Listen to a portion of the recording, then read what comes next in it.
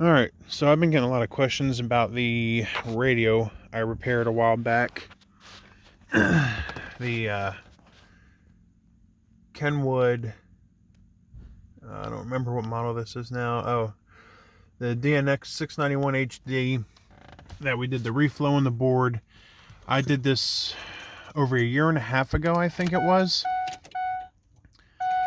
And a lot of people were asking, is it still working? Does it still stay on?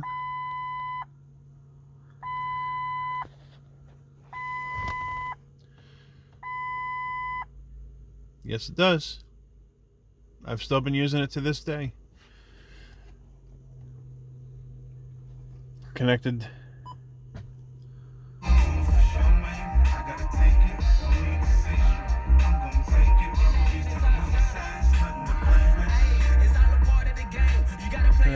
Navigation.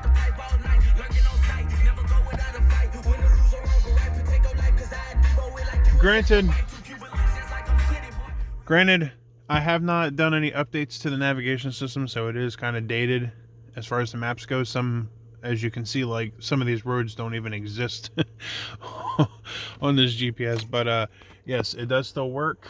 So there you go.